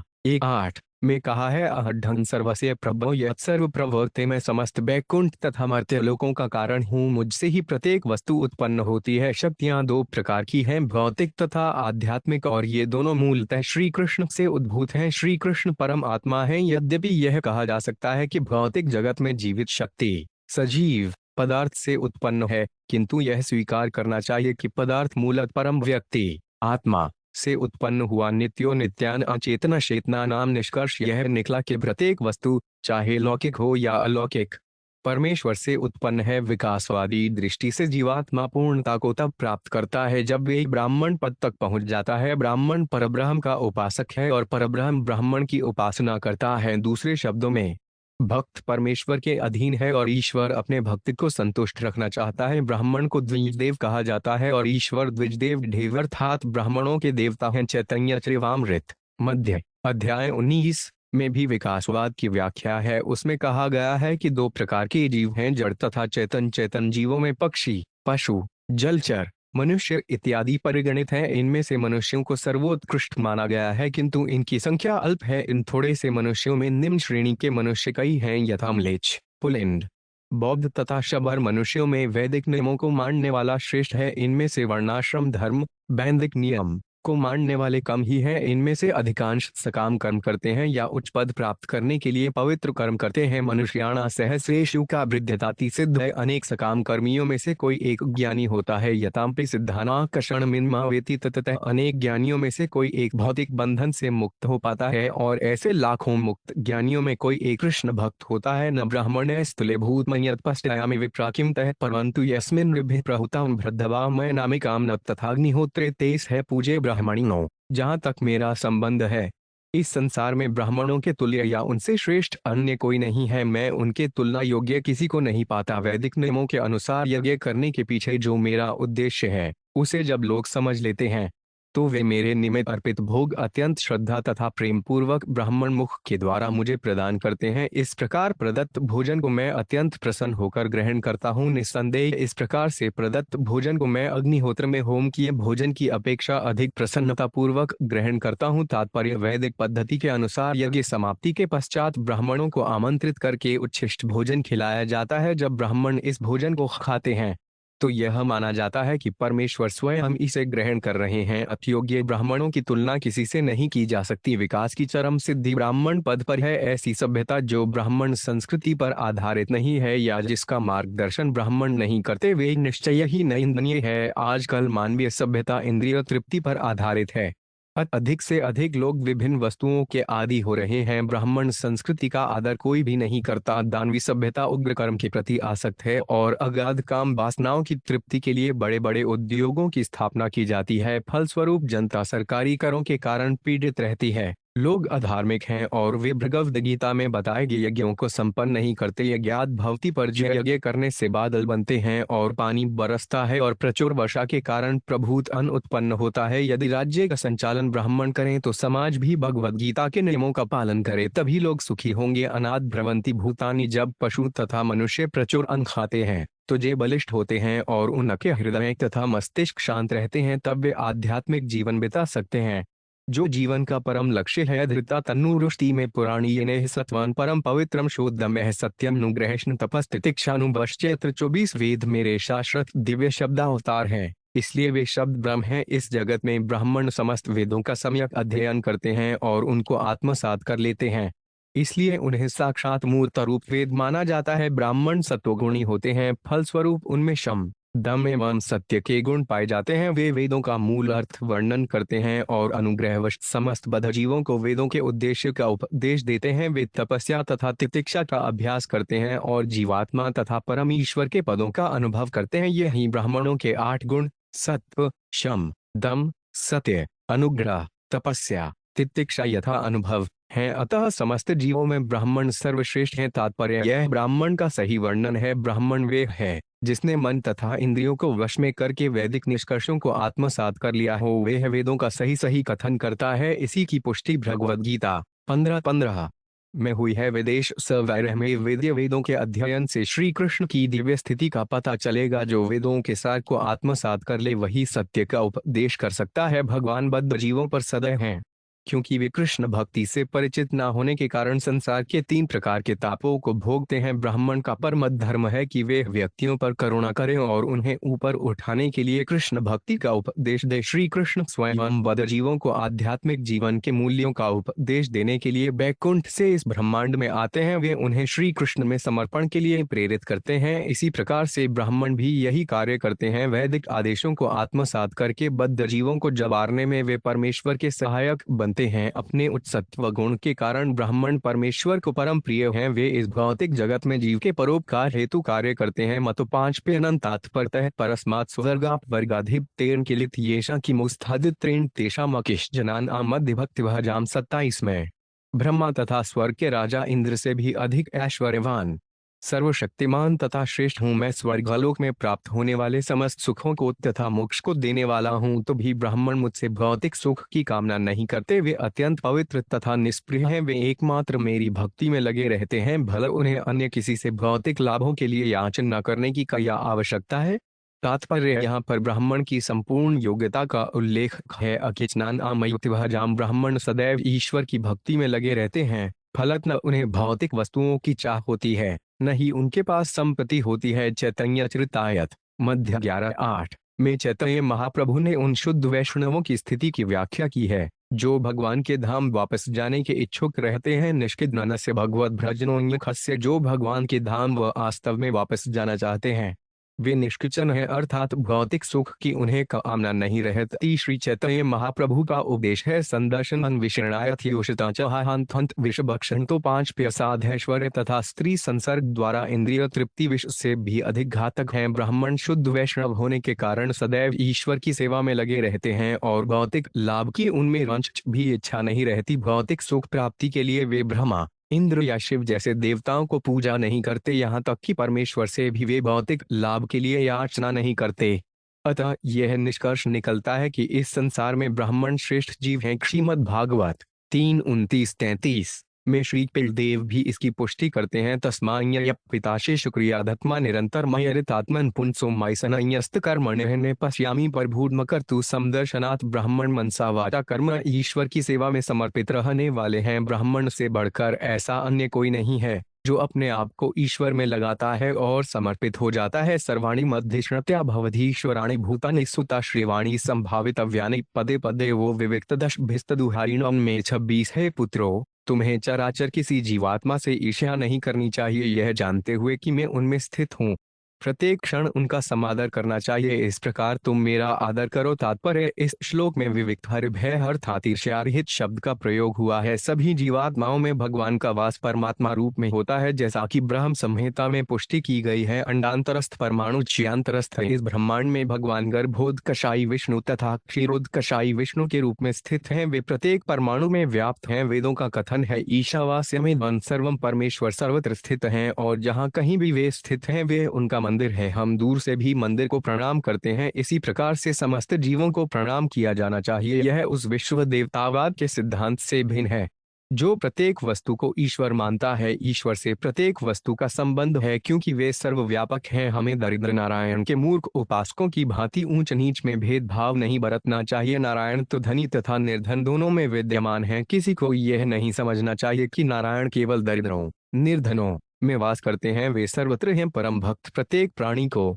चाहे वह कुत्ता या बिल्ली ही क्यों ना हो, सम्मान प्रदान करता है। भगवद गीता 5:18 में कथन है विद्या विनय संपन्ने ब्राह्मणे गवि हस्तिन शुनि चेवश्वपाके च पंडिता समदर्शन यथार्थ से विनीत साधु विद्या तथा विनयुक्त ब्राह्मण गाय, हाथी, कुत्ता और चांडाल कुत्ता भक्षक को समान दृष्टि से देखता है। इस समदर्शन शब्द से यह भ्रम नहीं होना चाहिए कि जीव तथा ईश्वर एक समान हैं। वे सदैव पृथक पृथक हैं। प्रत्येक मनुष्य परमेश्वर से भिन्न है। अत विविक्त हक समहक के आधार पर दोनों को एक समान समझना भूल होगी। भगवान भले ही सर्वत्र रहना स्वीकार करें, किंतु उनका पद बड़ा है। श्री मध्वाचार्य पद्मभूषण से उदाहरण देते हुए कहते हैं, विविक्त दृष्टि जीवान आधिष्ण्यत्या परमेश्वर स्वभेद दृष्टि, जिसको दृष्टि विमल है और जो ईशारहित है उसे ईश्वर प्रत्येक जीवात्मा में स्थित रहकर भी समस्त जीवात्माओं से पृथक दिखता है। वे पद्म पुराण से और आगे भी से उदाहरण देते हैं, उपादेत परात्मान जीवे भ्यो यह पदे पदे भेदे नच तस्मात् प्रियो विष्णु घुकशन, जो जीवात्मा तथा परमेश्वर को पृथक देखता है वह उसे परम प्रिय होता है। पद्म पुराण में ही कहा गया है, यो हरेश्वैव जीवान अभेद वक्ता हरे प्रिय, जो यह उपदेश देता है कि जीवात्मा परमेश्वर से पृथक है वे भगवान विष्णु को परम प्रिय होता है। मनोवचोह करणे है तस्य साक्षात्कृता उनमें परिबर्हण ही विना पुमानेन महाविमोहात्कृतान तपाशान विमुक्तुमीशित 27 मन, दृष्टि, वचन तथा समस्त ज्ञानेन्द्रिय तथा कर्मेंद्रिय इंद्रियों का वास्तविक कार्य मेरी सेवा में लगे रहना है। जब तक जीवात्मा की इंद्रियां इस प्रकार सेवारत नहीं रहती तब तक जीवात्मा को यमराज के पास सहरी सांसारिक बंधन से निकल पाना दुष्कर है। तात्पर्य नारद पंचरात्रम एक कहा गया है, सर्वोपाधि निर्मुक्त तत्परत्वेन निर्मल ऋषिकेश सेवन भक्ति रुचियते, भक्ति का यही सार है। भगवान ऋषभदेव लगातार भक्ति पर बल दे रहे थे और अब अंत में यह कहते हैं कि इंद्रियों को ईश्वर की सेवा में प्रवृत्त करना चाहिए। 5 इंद्रियों से हम ज्ञान अर्जित करते हैं और इतनी ही इंद्रियों से कार्य करते हैं। ये 10 इंद्रियों तथा मन को पूर्णतया भगवान की सेवा में लगाना चाहिए। ऐसा किए बिना माया के चंगुल से छुटकारा नहीं हो सकता। श्री शुखवा एवं नुशास्यात्मजान स्वयं नुशिष्टान पिलोकानुशासनार्थ महानुभाव परमसुह भगवान ऋषभाब देश उपशमशीला नामुप्रत कर्मणा महामुनीन भक्त ज्ञान वैराग्य लक्षण अनपार महन से अधर्म उपशिक्षमाण स्वत्नयष्टलनेष्ठन परम भागवतां भगवजन प्रायणान भर्तां धर निपालनाय अभिषिच्य स्वयं भवन्य उर्वरित श्रीर मात्र प्रग्रह उनपत इव गगन प्रधान प्रकीर्ण केश आत्मय्यारोपित वनीय ब्रह्मावर्तात प्रभवाज 28। शुकदेव गोस्वामी ने कहा, इस प्रकार सबके हितैषी परमेश्वर ऋषभदेव ने अपने पुत्रों को उपदेश दिया। यह आदर्श प्रस्तुत करने के लिए कि गृहस्थ जीवन से विरक्त होने के पूर्व पिता अपने पुत्रों को किस प्रकार शिक्षा दे। उन्होंने उन्हें शिक्षा दी। यद्यपि वे सभी पूर्णतया शिक्षित तथा शिष्ट थे, इन उपदेशों से सकाम कर्मों से न बंधने वाले तथा अपनी भौतिक कामनाओं को नष्ट करने के बाद भक्ति में लीन रहने वाले सनंदासी भी लाभ उठाते हैं। ऋषभदेव ने अपने 100 पुत्रों को शिक्षा दी, जिनमें से सबसे बड़ा भरत था जो परम भक्त तथा वैष्णवों का अनुयायी था। भगवान ऋषभदेव ने अपने ज्येष्ठ पुत्र को सिंहासन पर इसलिए बिठाया कि वह सारे संसार पर शासन करे। इसके पश्चात घर में रहते हुए भी भगवान ऋषभदेव पागल के सदृश नंगे तथा बाल बखेरे रहने लगे। तब यज्ञ अग्नि को अपने में लीन करके विश्व का भ्रमण करने के लिए उन्होंने ब्रह्मावर्त को छोड़ दिया। तात्पर्य, भगवान ऋषभदेव ने अपने पुत्रों को जो उपदेश दिए वे वास्तव में उनके लिए न थे, क्योंकि वे पहले से ही शिक्षित तथा उच्चतम ज्ञानी थे। वास्तव में ये उपदेश उन सन्यासियों के लिए हैं जो महान भक्त बनना चाहते हैं। भक्ति पथ पर अग्रसर होने वाले सन्यासियों को चाहिए कि भगवान ऋषभदेव के उपदेशों का पालन करें। अपने परिवार में रहते हुए भी उन्होंने गृहस्थ जीवन का परित्याग कर दिया था और एक नग्न पागल की भांति रहते थे। जडांधमुख बधिर पिशाचौग्मादकवधूत वेशो 5 विभाषमाणो 5 पे जनानांगृहित मौनव्रत तृष्णी बभूव 29 अवधूत रूप धारण करके भगवान ऋषभदेव थे। बहरे तथा गूंगे, जड़, भूत अथवा पागल के समान मनुष्य समाज में घूमने लगे। यद्यपि लोग उन्हें इन नामों से पुकारते किंतु वे मूक बने रहते और किसी से कुछ नहीं बोलते थे। तात्पर्य, अवधूत से ऐसे व्यक्ति का बोध होता है जो सामाजिक नियमों विशेष रूप से वर्णाश्रम धर्म को परवाह नहीं करता, किंतु ऐसा व्यक्ति अपने आप में लीन रहकर भगवान का चिंतन करता हुआ भगवान से परम प्रसन्न रहता है। दूसरे शब्दों में, जिसने वर्णाश्रम धर्म के नियमों का अतिक्रमण कर दिया हो वह अवधूत कहलाता है। ऐसा व्यक्ति माया के बंधन से पहले ही पार हो चुका होता है और नितांत विलग तथा स्वतंत्र रहने वाला होता है। तत्र तत्र पुरा ग्रामाकृ खेटवाट खरवट शिबिरत्रज घोष सार्थगिरिवन श्रमादिशवनुपथमवने चराप सदैव परिभूयमानो मक्षिका भीरवन गजस्तर्जन ताड़नाव में नपठीव नग्राव शुकृत गज प्रक्षेपूर्तिवात दुरुक्तस्तद्विगण्य जनेव सत्संस्थान एतस्मिन् देहोपलक्षणे सदपदेशुभ्यानुभस्वरूपेण स्वमहिंसावस्थानेन अस्मारोपिताः ममाभिप्राणत्वाद् विखण्डितं न पृथिवीमेकचर परिपश्चाम। 3 ऋषभदेव नगरों, गांवों, खानों, किसानों की बस्तियों, घाटियों, बागों, सैनिक छावनियों, गौशालाओं, अहियोरों की बस्तियों, यात्रियों के विश्रामालयों, पर्वतों, जंगलों तथा आश्रमों के बीच घूमने लगे। जहां भी वे जाते उन्हें टुष्ट जानवरी उसी प्रकार घेर लेते जिस प्रकार जंगली हाथी को मक्खियां घेर लेती हैं। उन्हें डगाया, धमकाया और मारा जाता, उन पर पेशाब किया जाता और थूका जाता, यहाँ तक कि कभी कभी उन पर पत्थर विष्ठा और धूल फेंकी जाती और कभी कभी तो लोग उनके समक्ष अपान वायु निकालते। इस प्रकार लोग उन्हें भला बुरा कहते और अत्यधिक यातना देते, किंतु उन्होंने कभी भी इसकी परवाह नहीं की, क्योंकि वे यह समझते थे कि इस शरीर का यही अंत है। वे आत्मपद पर स्थित थे और सिद्ध होने से ऐसे भौतिक तिरस्कारों की तनिक भी परवाह नहीं करते थे, अर्थात उन्हें इसका पूर्ण ज्ञान हो चुका था कि पदार्थ, देह तथा आत्मा पृथक पृथक हैं, उनमें देहात्म बुझदी न थी, अतः वे किसी पर क्रुद्ध हुए बिना सारे संसार में अकेले ही घूमने लगे। तात्पर्य नरोत्तरदास ठाकुर कहते हैं, देह स्मृति नाहियार, संसार बंधन का तार। जब मनुष्य को यह पूरी तरह अनुभव होने लगता है कि यह देह तथा संसार क्षणिक है, तो उसे शारीरिक दुख तथा सुख की परवाह नहीं रहती, जैसा कि श्री कृष्ण भगवद गीता 2:14 में उपदेश देते हैं। मात्र स्पर्शस्तु कौन्तेय शीतोष्ण सुख दुखदा आगमग पायनो नित्यास्तान स्थितिक्षस्व। भारत है कुंती पुत्र, इंद्रिय और विषयों के संयोग से होने वाले सुख दुख की प्राप्ति सर्दी गर्मी के मौसम के आने जाने के समान ही अनित्य और क्षणभंगुर है। इसलिए हे भारत, बिना विचलित हुए उन्हें सहने का अभ्यास करो। जहां तक ऋषभदेव की बात है, यह पहले ही बताया जा चुका है कि इद शरीर मम दुर्विभाव्यम, उनका देह भूतमय नहीं था, इसलिए समाज के दुष्चरित्रों ने उन्हें जो यातनाएं दी उन्हें उन्होंने स्वीकृत किया, इसलिए अपने ऊपर मल फेंके जाने तथा प्रताड़ना को वे सह सके। उनका शरीर दिव्य था, अतः उन्हें पीड़ा नहीं होती थी, वे सदैव दिव्य आनंद में मग्न रहते थे। भगवद गीता 18:61 में कहा गया है, ईश्वर सर्वभूतान हृदय उज्जुन तिष्ठति श्रामयन सर्वभूतान यंत्रारूढ़ानि माया है। अर्जुन, परमेश्वर प्राणी मात्र के हृदय में स्थित है, वही देह रूपी यंत्र में आरूढ़ रहकर सब जीवों को अपनी माया शक्ति से घुमाता रहता है। चूंकि ईश्वर सबके हृदय में स्थित है, अतः शूकर तथा कुकर के हृदय में भी स्थित है। यदि शूकर तथा कुकर गंदे स्थान में रहते हैं, तो यह नहीं समझना चाहिए कि ईश्वर भी अपने परमात्मा रूप में गंदे स्थान में रहते हैं। यद्यपि संसार के दुर्जन ऋषभदेव को यातना दे रहे थे, किंतु इनका उन पर कोई प्रभाव नहीं हुआ। अतः यहाँ यह कहा गया है, स्वमहिमा अवस्थाने, वे अपनी महिमा में स्थित थे। यहाँ जिस प्रकार उन्हें यातना दिए जाने का वर्णन है,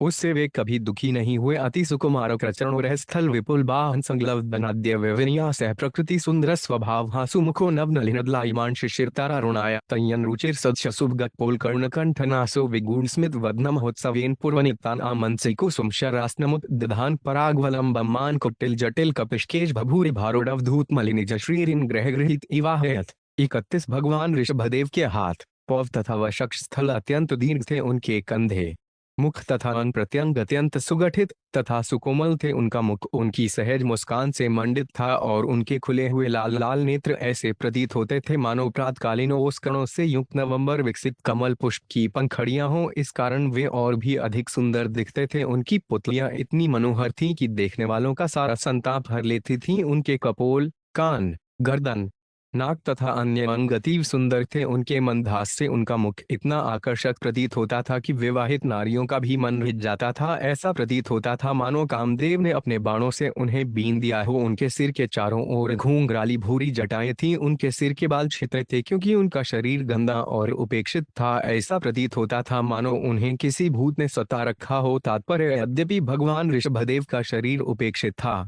किंतु उनके दिव्य अंग प्रत्यंग इतने आकर्षक थे कि विवाहित क्रिया तक आकृष्ट हो जाती थीं। उनकी सुंदरता तथा मलिनता के मिल जाने से उनका सुंदर शरीर ऐसा लगता था मानो किसी भूत ने उनका पीछा कर रखा हो। यह वावस भगवान लोक में मन योग से आधा प्रतिपमेवाद शक्षाणस्तत् प्रतिक्रिया कर्म बीभत्सितमिति बतमाज गर्मास्थित शयान निवाशय नाति पिबति खादत्यव मेहति हत्तीस्म चेष्टट मान उचरेता दिग्धोदेश। 32 जब भगवान ऋषभदेव ने देखा कि जनता उनकी योग साधना में विघ्न रूप है, तो उन्होंने इसकी प्रतिक्रिया में अजगर का सा आचरण चरित्र ग्रहण कर लिया। वे एक ही स्थान पर लेटे रहने लगे। वे लेटे ही लेटे खाते, पीते, पेशाब तथा मल त्याग करते और उसी पर लोटपोट करते, यहाँ तक कि वे अपने सारे शरीर को अपने ही मल मूत्र से सान लेते, जिससे उनके विरोधी उन्हें विचलित न करें। तात्पर्य, अपने प्रारब्ध के अनुसार एक ही स्थान पर रहकर भी मनुष्य सुख तथा दुख उठाता है। यह शास्त्रों का आदेश है। जब वह सिद्ध हो जाता है, तो वे एक ही स्थान पर रह सकता है और परम नियंता उसकी समस्त आवश्यकताओं को पूरा करता है। जब तक वे उपदेशक न हो,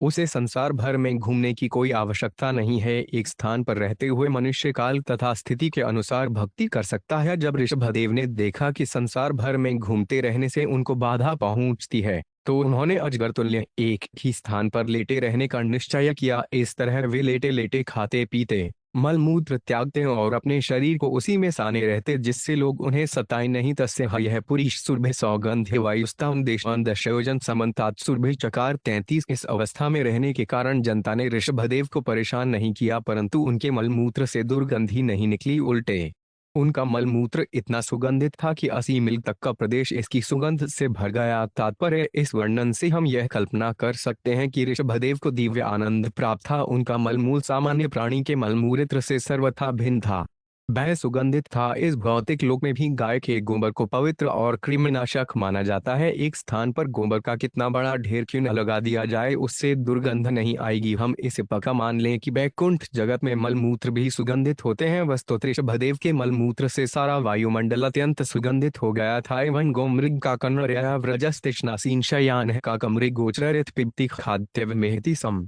34। इस प्रकार ऋषभदेव ने गायों, हिरणों तथा कौवों की वृत्ति का अनुगमन किया। कभी वे इधर इधर चलते तो कभी एक स्थान पर बैठे रहते, कभी वे लेट जाते। इस प्रकार वे गाय, हिरण तथा कौवे के समान ही आचरण करते, उन्हीं के समान वे खाते पीते तथा मलमूत्र का त्याग करते। इस प्रकार वे लोगों को धोखे में रखे रहे। तात्पर्य भगवान होने के कारण ऋषभदेव को दैव्य देह प्राप्त थी, क्योंकि सामान्य लोग उनकी वृत्ति तथा योग साधना को नहीं समझ पाए, इसलिए वे उनको तंग करने लगे। अतः उन्हें ही धोखा देने के लिए उन्होंने गाय, हरिण तथा कौवे का सा आचरण प्रारंभ किया। इति नानायुग नर्यात्रणो भगवान ऐवल्यक्तिर्षभो 5 वीरतप्रम महानंदानुभव आत्मनि सर्वेषां भूतानामात्मभूते भगवती वासुदेव आत्मनो 5 व्यवधानानंतरोद्रभावेन सिद्धस्मस्तार्थ परिपूर्णो योगैश्वर्याणि विहाय समनोज्वांतर्धान पर काय प्रवेश दूरग्रहणादीनि यह चयोपगतानि नाणिजसा निर्भृदेनाभिनंदत। देह राजा परीक्षित। श्री कृष्ण के अंश भगवान ऋषभदेव ने समस्त योगियों को योग साधना प्रदर्शित करने के उद्देश्य से अनेक विचित्र कार्य किए। वे मुक्ति के स्वामी थे और दिव्य आनंद में सतत लीन रहते थे, जो हजारों गुना बढ़ गया था। वसुदेव के पुत्र रूप वासुदेव कृष्ण उनके आदि कारण हैं, उनके स्वरूप में कोई अंतर नहीं। फलत भगवान ऋषभदेव रोने,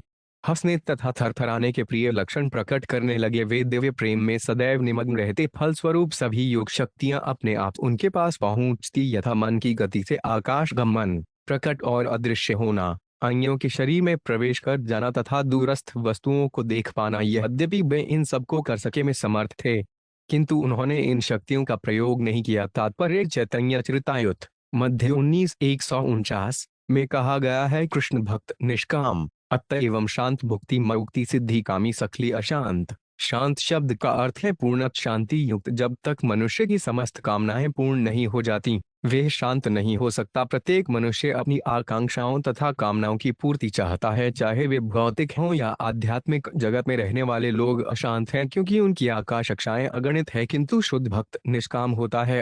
अभिलाषिता शून्य शुद्ध भक्त सभी प्रकार को भौतिक कामनाओं से मुक्त होता है। इसके विपरीत सारे कर्मी कामनाओं से युक्त होते हैं, क्योंकि वे इंद्रिय तृप्ति का सुख उठाना चाहते हैं। वे न तो इस जीवन में शांत हैं, न ही अगले जीवन में होंगे, न ही भूतकाल में थे, न वर्तमान और भविष्य में। इसी प्रकार ज्ञानी लोग सदैव मुक्ति कामी होते हैं और परमात्मा के साथ तादात्म्य चाहते हैं। योगी जन अनेक सिद्धियों के पीछे रहते हैं, जैसे अनिमा, लगिमा प्राप्ति इत्यादि, किंतु भक्त को इन वस्तुओं में कोई रुचि नहीं होती, क्योंकि वह श्री कृष्ण के अनुग्रह पर पूरी तरह आश्रित रहता है। कृष्ण योगेश्वर हैं, समस्त योग सिद्धियों के स्वामी हैं, वे आत्माराम अर्थात स्वयं संतुष्ट हैं। इस श्लोक में योग सिद्धियों का वर्णन हुआ है। इनसे मनुष्य बिना किसी यंत्र के अंतरिक्ष में उड़ सकता है और मन की गति से यात्रा कर सकता है। इसका अर्थ यह हुआ कि जब कभी योगी को इस ब्रह्मांड के अंदर या बाहर कहीं जाने की इच्छा होती है, तो वे तुरंत वहां पहुंच जाता है। मन की गति को निर्धारित करना कठिन है, क्योंकि एक क्षण में मन लाखों मील चला जाता है। कभी कभी सिद्धयोगी पर काया प्रवेश करके अपनी इच्छानुसार कार्य करते हैं। वृद्ध होने पर कभी कभी सिद्धयोगी तरुण तथा बलवान शरीर प्राप्त कर सकता है। अपने वृद्ध शरीर को त्याग कर वे तरुण शरीर में प्रवेश कर सकता है और इच्छानुसार कार्य कर सकता है। भगवान वासुदेव के अंश होने के कारण ऋषभदेव में ये समस्त योग शक्तियां थीं, किंतु वे श्री कृष्ण की भक्ति से ही संतुष्ट थे, जिसका प्रत्यक्षीकरण उनके हंसने, रोने या कंपन से होता था। इस प्रकार श्रीमद् भागवत के 5 स्कंद के अंतर्गत भगवान ऋषभदेव द्वारा अपने पुत्रों को उपदेश नायक 5वें अध्याय के भक्ति वेदांत तात्पर्य पूर्ण हुए।